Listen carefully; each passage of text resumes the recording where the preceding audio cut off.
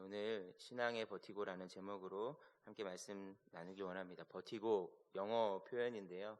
착각, 혼란, 어지러움 이런 뜻을 가지고 있습니다. 이 용어는 어디서 많이 사용되냐 하면 전투기 비행사들의 비행 그런 상황에서 이 단어가 많이 사용됩니다. 쉽게 얘기하면 우리나라 말로 얘기하면 비행 착각이라는 말을 사용하는데 우리나라에서 전투기 사고가 지난 10년 동안 25건이 있었다고 합니다. 군에서 공군이 이제 사고를 난 건데요. 25건의 사고 중에서 5건이 이 버티고 비행 착각이라는 사고를 일으켰다라는 기사를 본 적이 있습니다. 이 비행 착각이 뭐냐면은요, 전투기 조종사가 하늘을 날고 있는데 하늘을 날다가 이렇게 조종을 하다 보니까 여기가 어디가 하늘인지가 헷갈리기 시작하는 거죠. 특별히 이제 바다 위를 날아다닐 때 물에 비친 하늘의 모습을 바라보면서 밑에가 하늘인지 위에가 하늘인지 때로는 이렇게 뒤집어서도 나니까 어디가 하늘인지를 잘 몰라서 착각하게 되는 현상을 비행 착각이라고 합니다. 이 일이 일어난 이유는 전투기 조종사가 비행 중에 평형 감각의 착각으로 공간 지각 능력이 떨어지기 때문이라고 얘기하는데, 쉽게 말하면 비행기가 뒤집어져서 오랜 시간 하늘을 날다 보니까 우리의 뇌가 비행기가 뒤집혀진 상황이라는 것을 알아차리지 못하게 된다라는 거예요. 그래서 어디가 하늘이고 어디가 바다인지를 인식하지 못하게 되는 착각이 일어나는데, 이때 자신의 경험과 감각으로 이 비행기를 조종하게 되면은 여지없이 큰 사고로 이어지게 된다라는 겁니다. 그래서 이 전투기 조종사들은 이 버티고 비행 착각의 상황을 이겨내기 위해서 극복하는 훈련을 하는데 원리가 3가지가 있다고 합니다. 첫 번째 뭐냐면은 계기판을 보라는 거예요. 어지러운 상황에 계기판을 봐야 된다라는 거죠. 그리고 두 번째는 계기판을 믿어야 된다라는 겁니다. 그리고 세 번째는 계기판을 따라가야 된다라는 거죠. 다시 말씀드리면 계기판을 봐야 되고 계기판을 믿어야 되고 계기판을 따라가야 된다라는 이 3가지 원칙에 따라서 훈련을 한다라는 것입니다. 이 비행 착각을 생각하면서 저는 우리의 삶을 또 우리의 신앙생활을 좀 돌아보게 되었습니다. 그리스도인으로서 우리의 삶에 일어나는 일들을 우리가 어떻게 바라보아야 되고 어떻게 선택하는 것이 신앙적인 선택이고 신앙적인 결정인지 참 혼란스럽다라는 생각이 우리의 삶 가운데 참 많이 드는 것을 보게 됩니다. 우리가 예수를 믿어 하나님의 자녀가 되면서부터 달라진 것이 있다면 뭡니까? 이제 더 이상 이 세상에 속한 것이 아니라 하나님께 속한 하나님의 자녀가 되었다라는 것입니다. 천국 백성이 되었다라는 거죠. 그래서 이전에는, 예수 믿기 전에는 나의 만족과 나의 유익을 위한 선택을 해 나갔다면, 우리가 예수를 믿어 하나님의 자녀가 되는 순간부터는 하나님의 영광, 하나님의 나라를 생각하는 존재가 되었다라는 거죠. 그래서 사도 바울은 고린도전서 10장 31절에서 이렇게 말씀했어요. 그런즉 너희가 먹든지 마시든지 무엇을 하든지 다 하나님의 영광을 위해서 하라. 무엇을 먹든지 무엇을 마시든지 하나님의 영광을 위해서 하는 것이, 하나님을 위한 선택을 하는 것이 저와 여러분들이 해야 되는 믿음의 선택이라는 것입니다. 동의하십니까? 그렇죠. 그리고 사도 베드로도 뭐라 그럽니까? 베드로전서 2장 9절 말씀에 이렇게 말합니다. 그러나 너희는 택하신 족속이요 왕같은 제사장들이요 거룩한 나라요 그의 소유된 백성이니 이는 너희를 어두운 데서 불러내어 그의 기이한 빛에 들어가게 하신 이의 아름다운 덕을 선포하게 하려 하심이라. 무슨 말인가? 하나님께서 우리를 자녀 삼아 주시고 택한 백성, 거룩한 제사장으로 세워주신 이유가 무엇입니까? 이 삶 속에서, 우리가 살아가는 삶 속에서, 이 세상의 영역 속에서 하나님의 영광의 빛을 선포하게 하려 하시기 위해서 그렇게 하셨다라는 거예요.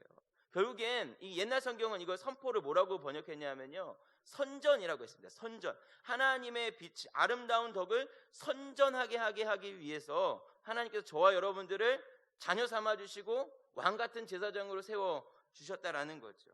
그렇게 생각할 때 우리는 작게는 옷을 입는 것, 밥을 먹는 것, 이런 작은 것들을 선택하는 것에도 하나님의 영광을 드러내야 되는 존재라는 겁니다. 그리고 조금 더 나아가서 좀 크게는 이런 거죠. 우리 자녀들의 진학의 문제를 결정할 때, 또 결혼의 문제를 결정할 때, 또 사업의 문제를 결정할 때, 또 직업을 결정할 때, 또 중요한 삶의 선택의 순간들을 결정할 때에도, 인생의 중요한 결정의 순간 속에서도 하나님의 영광의 빛을 드러내야 한다라는 겁니다. 그래서 사도 베드로의 말처럼 왕 같은 제사장으로서 그리스도의 아름다운 덕을 선전해야 하는 것이 저와 여러분들이 해야 되는 이 세상에서의 삶의 모습이라는 거죠. 무슨 말인가? 말 그대로 선전한다라는 거는 CF 그 광고를 찍는 것과 같습니다. 그럼 텔레비전 CF를 볼 때 이런 생각이 들죠. 내가 절대로 저건 사지 말아야지. 저 물건은 절대 안 돼. 뭐 홈쇼핑 이런 거 보면 우리 다 전화를 하지 않습니까? 몇 개 안 남았습니다. 그러면 막 전화하잖아요. 근데 그게 아니라 내가 저 선전을 보니까 저건 절대로 사지 말아야 되겠어. 이런 생각이 드는 선전 없습니다. 우리가 하나님의 나라 그리스도의 영광의 빛을 선전한다라고 할 때는 우리를 바라보면서 그런 생각이 들어야 되는 거야. 예수를 믿어야 되겠구나. 하나님 진짜 살아 계시구나. 하나님 정말 역사하시는구나. 이렇게 어두운 상황이지만 예수님을 믿는 것이 소망이구나. 다른 건 몰라도 우리 엄마가 믿는 예수님은 진짜구나. 이걸 보여주는 게 선전이라는 거예요. 저와 여러분들이 이 땅에 살아가면서 믿음의 삶 속에서 믿음의 결정을 통해서 믿음의 선택을 통해서 보여줘야 되는 게 뭐냐? 하나님의 영광을 선전하는 일이라는 것이죠. 바라기는 저와 여러분의 삶 속에서 여러분의 결정을 통해서 하나님의 영광이 드러나는 성도 되시기를 주의 이름으로 축복합니다. 그렇죠. 근데 문제가 있어요. 근데 뭐냐면 그 문제는 우리가 하나님의 영광을 드러내는 선택을 해야 되고 하나님의 영광을 드러내는 결정을 해야 되는데 그 결정의 순간, 선택의 순간 버티고라는 게 일어난다라는 거예요. 착각이 일어난다라는 거죠. 이게 무슨 말인가? 우리가 하나님 안에서만 교회 안에서만 거하고 사는 것이 아니라 세상에서도 살다 보니까 우리가 중요한 결정이든 뭐 작은 결정이든 어떤 결정을 해야 되는 삶의 순간들의 앞에서 도대체 무엇이 하나님의 영광을 나타내는 것인지 무엇이 하나님의 나라를 위한 선택인지를 판단하기 어려운 순간이 찾아오게 된다는 거죠. 세상에서 뭐라 그럽니까? 좋은 대학에 가는 것이 성공하는 길이다라는 이야기를 계속해서 듣다 보니까 자녀가 좋은 대학에 마치 좋은 대학에 가는 것이 마치 하나님의 뜻인 것처럼 생각하게 된다는 거예요. 세상에서 건강이 중요하다. 여러분 건강 중요하지 않습니까? 건강하시기 바랍니다. 건강이 중요한데 건강이 중요해 계속 건강이 중요하다는 얘기를 들으니까 마치 내가 건강한 것이 우리가 건강해지는 것이 하나님의 뜻인 것처럼 생각하는 착각에 빠지게 된다라는 거죠. 물질 만능주의적인 세상에 살다 보니까 무슨 생각을 하냐? 돈을 많이 버는 것이 하나님의 영광을 드러내는 것이라고 생각하는 착각에 빠지게 된다라는 겁니다. 자기 중심적인 세상에 살다 보니까 내가 잘 되는 것이 마치 하나님의 영광을 드러내는 것처럼 생각하는 착각에 빠지게 된다라는 거죠. 그래서 어떤 일이 벌어집니까? 우리의 신앙생활에서 판단이 흐려지는 거죠. 질문 이런 겁니다. 여러분이 잘 되는 것이 하나님의 뜻입니까? 여러분이 이 세상에서 돈 많이 버는 것이 하나님의 영광입니까? 그 영광이 됐으면 좋겠습니다. 되기를 바랍니다. 그런데 그렇지 않을 수도 있죠. 그래서 우리가 어떻게 되느냐? 우리의 신앙생활에서 판단이 흐려지는 상황들이 온다는 거예요. 그래서 하나님의 영광을 드러내는 결정을 어떻게 해야 될지 모르겠는, 어떻게 하는 것이 하나님의 뜻을 나타내는 것이고 어떻게 결정하는 것이 하나님의 영광을 드러내는지 헷갈리고 잘 모르겠는 그런 착각에 빠지니까 어떻게 하냐? 그냥 내 소견에 오른 대로 내가 생각할 때 좋은 게 하나님께도 좋은 걸 거야 라고 생각하며 결정하게 되는 일들이 왕왕 일어나게 된다는 거죠. 그렇다면 어떻게 신앙에 버티고 우리의 판단이 흐려지는 신앙 착각의 상황 속에서 우리는 어떻게 하나님의 영광이 드러나는 선택을 해나갈 수 있을까요?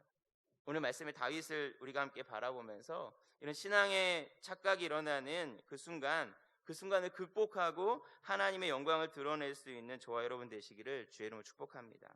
우리가 계속해서 살펴보고 있는 다윗은 어떻습니까? 계속해서 사울을 피해서 도망다니는 도망자의 인생을 살아갑니다. 성경의 기록에 의하면 약 20살부터 30살의 왕이 될 때까지 10년이 넘는 기간 동안, 약 10년의 기간 동안 다윗은 사울을 피해서 도망다닙니다. 사울은 오늘 말씀해 보니까 다윗을 죽이기 위해서 모든 정예 병력을 모아가지고 다윗을 쫓아갑니다. 오늘 본문에 보면 뭐라 그럽니까? 사울은 3,000명의 군대를 이끌고 와서 다윗과 그의 사람 600명을 죽이기 위해서 엔게디 광야로 찾아오는 이야기가 기록이 되어져 있습니다.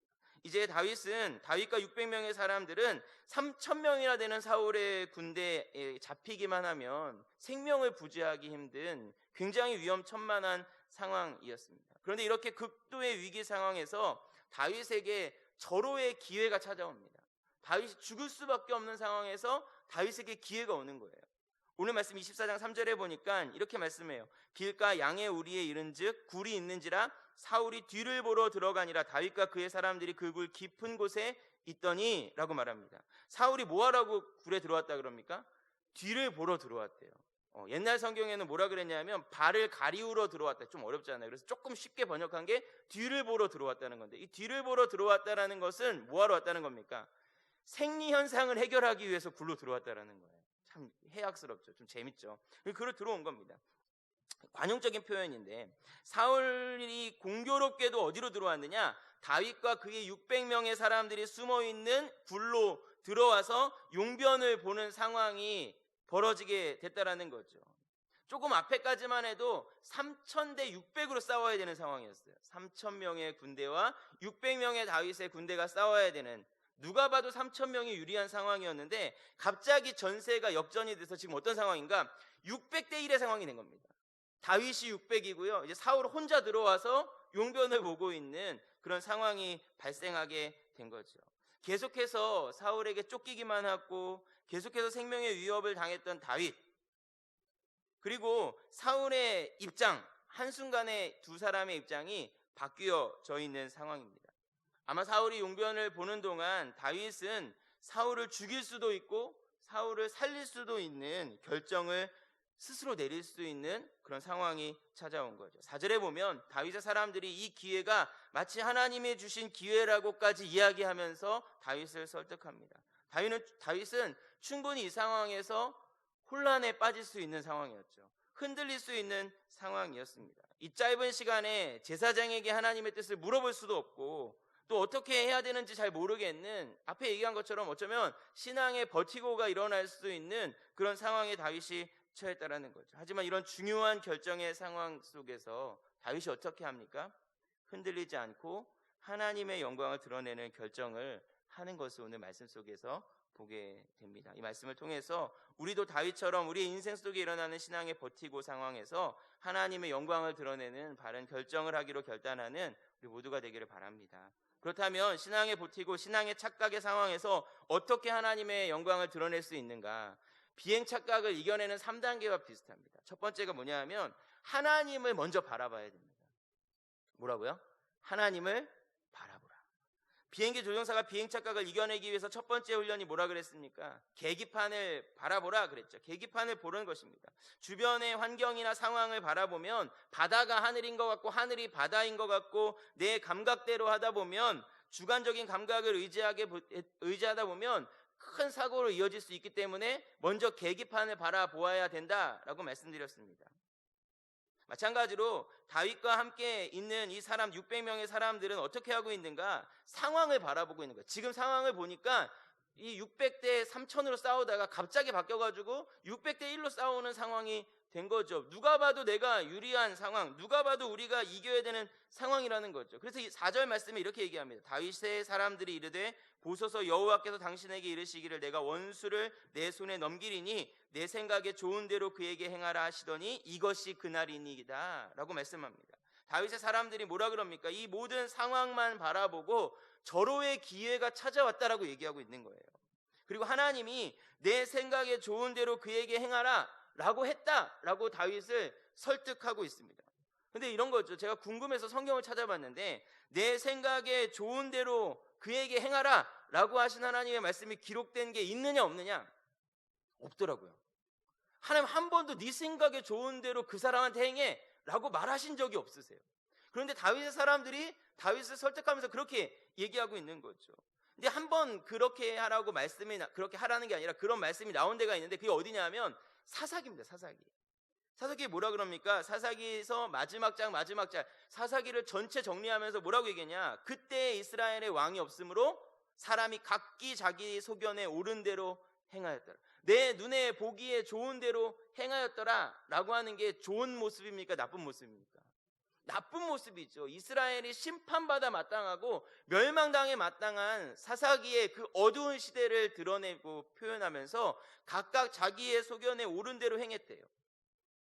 하나님의 뜻은 한 번도 자기 소견에 옳은 대로 행하라 라고 하는 것을 하나님의 뜻으로 가지신 적이 없으세요.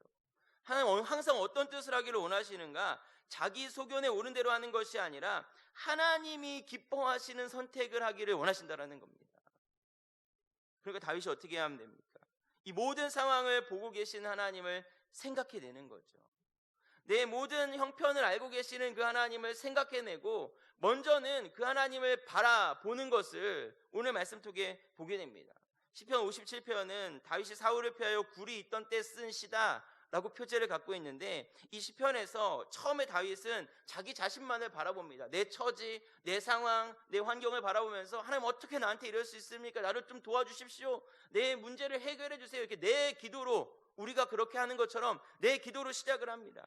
그런데 이 시를 마무리할 때쯤에 이 시인 다윗이 뭐라고 고백하는가? 시편 57편 11절 말씀에 이렇게 얘기합니다. 하나님이여, 주는 하늘 위에 높이 들리시며 주의 영광은 온 세계 위에 높아지기를 원하나이다. 자기의 문제로 시작했는데 시편을 마무리할 때는, 이 기도를 마무리할 때는 어떻게 되고 있습니까? 자기의 기도는 온데간데 사라져버리고 하나님이여, 하나님이여, 하나님께서 이 모든 상황과 환경 가운데 영광을 받으시기를 원합니다. 이게 다윗의 기도가 변화되고 있는 모습을 우리에게 보여주는 것입니다. 다윗은 자신의 상황을 바라보지 아니하고 이 혼란스럽고 착각이 일어날 수 있는 이 상황에 먼저 하나님을 바라보고 있는 것을 보게 됩니다. 그리고 모든 문제와 고민 하나님께 맡겨드리고 하나님 바라보고 하나님 기뻐하시는 일, 하나님을 찬양하는 일을 하고 있는 것을 보게 됩니다. 여러분, 텔레비전 드라마를 좋아하십니까? 드라마를 재미있게 보는 사람이 있고요, 재미없게 보는 사람이 있어요. 여러분, 재미있게 보는 사람이세요? 재미없게 보는 사람이세요? 제가 알려드릴게요. 어떤 사람이 재미있게 보느냐? 주인공이 되면 재밌어요. 내가 그 드라마를 보는데 그 드라마 속에 주인공 시점으로 들어가서 내가 그 비련의 여주인공도 되고 그 행복한 여주인공도 돼가지고 막 일어나는 상황이 막 이렇게 화가 나면 같이 화가 나고, 그래서 뭐 지나가다가 악역을 맡았던 연예인 보면 막 돌 집어 던지고, 그런 분 혹시 계신지 모르겠는데 뭐 그렇게 보면은 드라마 굉장히 재밌죠. 근데 저는 참 드라마를 재미없게 보는 사람입니다. 왜 재미없게 보냐 하면 마음 가운데 이런 생각이 있어요. 이건 드라마야, 이건 허구야, 이거는 가짜 얘기잖아, 이게 내가 이입할 필요가 없어, 어차피 이건 해피엔딩으로 끝날 거야, 뭐 이런 생각들을 가지고 드라마를 보니까 뭐 이렇게 막 재밌는 거 뭐 순간 웃을 수는 있어도 그렇게 막 좋아하지 않아요. 좋아하지 않게 되는 거죠. 이게 무슨 말이냐? 어떤 사건을 바라볼 때 1인칭 주인공 시점이 있습니다. 그리고 뭐 문학을 하시는 분 아시겠지만 3인칭 전지적 작가 시점이 있어요. 1인칭 주인공 시점으로 드라마를 봐야 재밌어요. 3인칭 전지적 작가 시점으로 저처럼 보면은 재미없어요. 무슨 말인지 이해되시죠? 다 위에서 다 보고 있으니까. 근데 우리가 신앙으로 인생의 여정을 걸어간다 그럴 때 우리가 자꾸 상황 가운데, 삶 가운데 일어나는 작은 문제에 일일일비하고 좋았다가 나빴다가 이렇게 흔들리는 이유는 뭐냐? 많은 경우 우리가 너무 1인칭 주인공 시점으로 이 세상을 살아가고 있기 때문에 그렇다는 겁니다. 그 내 삶에 일어나는 문제, 이거 어떡하지? 작은 바람만 불어도 이거 어떡하지? 조금만 어려워도 이거 어떡하지? 조금만 잘 돼도 야, 뭔가 오늘 대단한 일이 있을 것 같아, 뭐 이런 생각들을 하게 되는 것이 사실 1인칭 주인공 시점으로 살기 때문에 그렇다라는 거죠. 근데 여러분, 믿음이 있고 성숙하고 신앙의 연륜이 쌓인다라는 것은 뭐냐 하면 자꾸 나에게서 벗어나서 하나님의 관점으로 가는 겁니다. 그래서 하나님의 관점으로, 3인칭 전지적 작가 시점의 관점으로 나의 삶을 들여다보는 거죠. 그럼 내가 오늘 막 웃고 있는 게 얼마나 웃기겠어요, 진짜로. 오늘 내가 막 울고 있는 게, 내가 오늘 너무 힘들어하고 있는 게, 하나님 오실 때는 어떻게 해서, 야, 너 천국 이미 정해져 있어. 목사님 주일날 말씀하셨잖아요. 너와 내 집은 구원을 받을 거야. 근데 왜 오늘 이렇게 울고 있어? 너와 내 집은 구원을 받을 건데 오늘 왜 이렇게 힘들어하니? 오늘 너와 내 집은 구원을 받을 건데 왜 이렇게 이 세상의 가치관을 가지고 살아가지? 하나님의 관점으로 바라보면 그렇게 볼 수 있게 된다라는 거죠. 사랑하는 성도 여러분, 신앙의 착각이 일어나는 그 순간 너무 1인칭 관점으로 삶을 바라보지 마세요. 내 상황과 내 환경과 내 문제, 나하고 얽혀져 있는 어떤 것들에 너무 묵상하는 것이 아니라 사실 믿음이 있다는 건 무엇이냐? 하나님의 관점을 갖는 것입니다. 하나님이 나의 삶을 보고 계시지, 하나님이 나를 아시지, 하나님이 내 억울함도 아시고 사실 내가 잘못한 부분 하나님 아시지, 하나님의 관점, 하나님이 어떻게 바라보시는지를 기억하는 출제자 되신 하나님을 바라보는 것, 그것이 믿음의 문제를 풀어내는, 믿음의 선택을 하고 결정을 하는 첫 번째 단추라는 사실을 기억할 수 있기를 바랍니다. 중요한 삶의 선택의 순간 환경과 상황을 바라보는 것이 아니라 하나님을 먼저 바라볼 수 있는 저와 여러분 되시기를 주의 이름으로 축복합니다. 두 번째로 원칙이 있죠. 두 번째 원칙은 하나님이 옳다라는 것을 믿는 겁니다. 비행기 조종사가 비행 착각을 이겨내는 두 번째 훈련 방법이 뭐라 그랬습니까? 계기판을 믿으라 그랬잖아요. 계기판을 믿는 거예요. 내 계기판과 내 판단이 다를 때 내 판단을 내려놓고 계기판을 믿는 거예요. 그래야지 산다라는 거죠. 내 감정이나 판단이 틀렸다는 것을 인정하고, 아 그래 계기판이 옳지라고 생각하는 게 그래 바르게 이겨내는 모습이라 그랬습니다. 다윗도 마찬가지입니다. 다윗이 어떻게 하느냐? 하나님을 바라봅니다. 그래서 사울을 죽이는 선택을 하지 않습니다. 그리고 어떻게 합니까? 사울이 용변을 보고 있을 때 멀찌감치 이제 조용히 다가가서 사울의 겉옷자락을 뱁니다. 겉옷자락을 베고 어쩌면 사울에게 자신의 의로움을 증명하기 위해서 이 옷자락을 베었던 것 같아요. 그런데 이렇게 행한 다윗이 뭐라고 얘기하느냐? 사무엘상 24장 5절 말씀을 보니까 이렇게 얘기합니다. 그리한 후에 옷자락을 벤 후에 사울이 옷자락을 뱀으로 말미암아 다윗이 마음이 찔렸대요. 다윗의 마음이 찔려라고 말씀합니다. 그리고 뭐라고 얘기냐? 자신이 여호와께서 기름 부어 세우신 왕에게 큰 죄를 범하였다라고 말씀합니다. 자신의 의지대로 한 행동이 잘못되었다라는 것을 곧바로 인정하고 있는 거죠. 그리고 사울을 살려주는 이 모든 사건 속에서 다윗은 하나님께서 재판장 되어주심을 믿습니다. 그래서 오늘 읽지 않았지만 15절 말씀에 보면 이렇게 얘기합니다. 그런즉 여호와께서 재판장이 되어 나와 왕 사이에 심판하사 나의 사정을 살펴 억울함을 풀어주시고 나를 왕의 손에서 건지시기를 원하나이다 하니라. 다윗은 자신이 옳다고 믿지 않았습니다. 오직 하나님만 옳다고 믿고 있는 모습을 보게 됩니다. 그래서 사울과의 관계 속에서도 가장 오르신 하나님께서 재판장이 되셔가지고 판결을 내려주시기를 구하고 있는 모습을 보게 됩니다. 사랑하는 여러분, 저와 여러분이 항상 기억해야 될 것은 이겁니다. 내 생각과 내 판단은 틀릴 수밖에 없다. 그리고 오직 하나님의 뜻만이 옳다, 하나님만이 오르시다 라고 하는 믿음을 갖는 것이 사실 우리의 착각을 이겨내는 방법이라는 사실을 잊지 않으시기 바랍니다. 이사야 선지자가 이렇게 말씀합니다. 이사야서 55장 8절 9절 이는 내 생각이 너희의 생각과 다르며 내 길은 너희의 길과 다름이니라. 여호와의 말씀이니라. 이는 하늘이 땅보다 높음같이 내 길은 너희 길보다 높으며 내 생각은 너희 생각보다 높음이라. 그럼 이 사실을 믿으십니까? 내 생각은 다 틀린 거고요, 하나님만 오르시는 줄 믿습니다. 우리는 정확하지 않습니다. 우리는 때때로 전혀 틀린 결정을 할 수밖에 없습니다. 하지만 하나님은 옳습니다. 하나님 언제나 오르십니다. 그렇기 때문에 우리가 함부로 판단해서는 안 되는 줄 믿습니다. 하나님이 재판자이심을 믿는다면 내 생각으로 내 판단으로 누군가를 정죄해서도 안 되고 내 생각으로 내 판단으로 내 삶에 일어나는 문제를 함부로 결정해서도 안 됩니다. 선악간에 판단하시는 분이 하나님이신 것을 믿고 하나님만이 절대적으로 오르신다라는 이 믿음을 가지고 우리의 삶의 문제를 결정해 나가야 한다라는 거죠.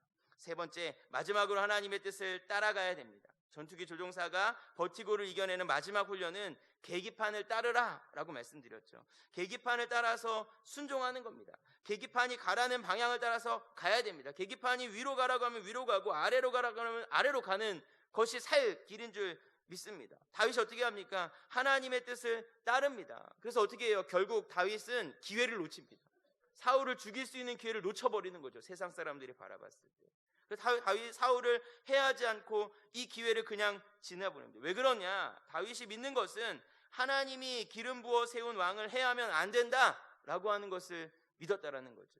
그리고 하나님께서 분명히 사울 다음에는 나를 왕으로 세워주실 것이다, 기름 부으셨으니까 그 사실을 믿고 있었다라는 거죠. 그래서 하나님께서 하지 말라고 하는 일을 그냥 안 한 것뿐입니다.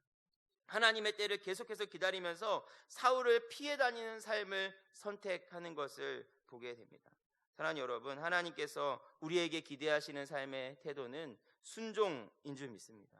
어떤 상황에도 내 판단대로 행동하는 것이 아니라 하나님의 뜻을 따라서 걸어가는 것, 하나님의 뜻을 따라서 선택하는 것, 그것이 하나님이 원하시는 선택이라는 사실을 기억하시기 바랍니다. 성경에는 순종해서 하나님의 은혜를 경험한 사람들의 이야기로 가득 차 있습니다. 하나님 말씀에 순종해서 100년이 넘는 시간 동안 방주를 만들었던 노아를 하나님께서 쓰십니다. 하나님 말씀에 순종해서 하나님이 가라고 하는 곳이 어딘지도 모르는데도 불구하고 믿음으로 고향을 떠났던 아브라함이 믿음의 조상이 되었습니다.